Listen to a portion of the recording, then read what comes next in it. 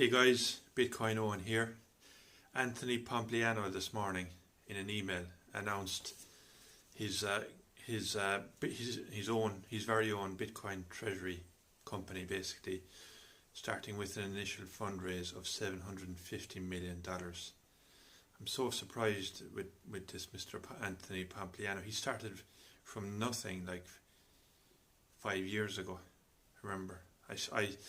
Just as he was starting out, I started to subscribe to him on Substack, and he now has raised $7.75 billion for a treasury company, basically in America.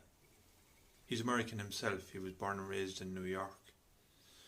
But these Bitcoin treasury companies are really missing the point. You see, everyone that invests in one of these Bitcoin treasury companies, eventually they will need to own the real thing, Bitcoin, because these companies, all they do is buy Bitcoin with the money that they raise on the stock market.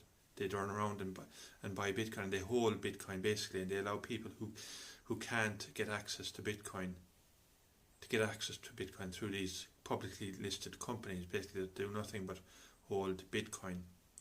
But you see, eventually these investors will want and need to hold the underlying, which is Bitcoin.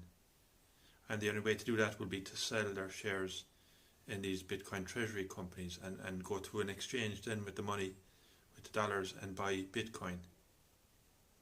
And they will have to pay a big capital gains tax liability as well if they sell their shares in the treasury company and buy Bitcoin. They will have to pay capital gains tax on the gain that they made in the treasury company. So I don't have any interest in buying shares in a Bitcoin treasury company. Some people say, oh, but the shares in the treasury company outperform the underlying basic. No, they don't. Semler Scientific today on the New York Stock Exchange, they have turned themselves into a treasury company, a Bitcoin treasury company, and their market cap is less than their NAV. Their NAV is 460 million. And their market cap is $400 million. So they're trading at a discount. MicroStrategy, or Strategy as it's known now, is trading at a premium to its NAV, a multiple of its NAV, 1.8, I think. Possibly, I could be wrong there. But anyway, it doesn't matter. These treasury companies hold no luster for me anyway. I'll be buying the real Bitcoin. I won't be investing in a treasury company. I can do my own investing and manage my own finances. Thank you.